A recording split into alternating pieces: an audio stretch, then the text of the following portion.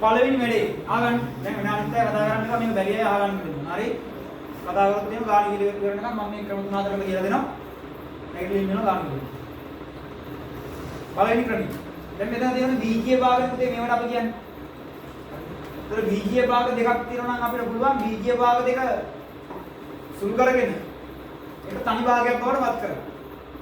අපි දන්න සමාන ලකුණෙන් දෙපැත්ත තනි භාග දෙකක් આવොත් තරස්නේ දාන්න. මම තියාගන්න මේ කොට අයිඩියා එකක් තියෙනවා මොකක්ද කොහොමද යන්නේ කියලා ගන්න. හරි. එහෙනම් අපි දැන් උත්සාහ කරන්න මේ දෙකට පොදු හරයක් අරගන්න ඕන. මොකද භාග ඉක්තු කරන්න බෑ පොදු හරයක් නැහැ. පොදු හරයක් අරගෙන භාග දෙක ඉක්තු කරගන්න. ඉස්සෙල්ලා බලන්න මේක x ඍණ 2 නේ. මෙතනත් x ඍණ 2ක් තියෙනවා. එතන හරියට x ඍණ 2 ගන්නවා. සංඛ්‍යා වලින් 3යි මෙතන 1යි. 3ටයි 1ටයි පොදු ගුණාකාරය කවුද? 3. අන්න පොදු ගුණාකාරය. පොදු හරය හදාගත්ත කොහොමද? හරි.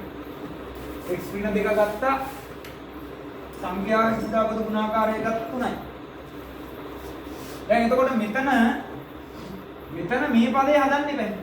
කියන්නේ මේක ගුණ කරන්න වෙනවා 3ෙන්. එහෙනම් උඩත් ගුණ කරන්න වෙනවා 3ෙන්. එක්වරක් 3යි කියලා වාර මෙතෙන්. ඉවරද ධන මේ හරයයි අතර වෙනසක් උනේ නැහැ. එහෙනම් ලවය වෙනස් වෙන්නේ නැහැ. සමානයි 1ට 3යි. දැන් මෙතන එනවා අපිට ගාන 3 වරහන් x ඍණ 2 ලවයේ ඉන්නේ 5යි.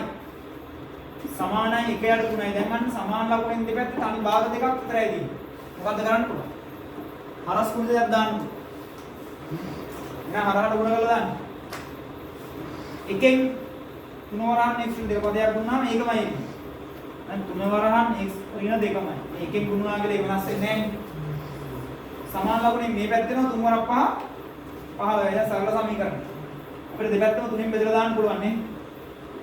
3ෙන් බෙදුවා. එතකොට මෙතන x ඍණ 2 ඉතුරු වුණා. සමානයි 5වට 3ම 5යි. ඍණ 2 අයින් කරාම ධන 2ක් දැම්මා.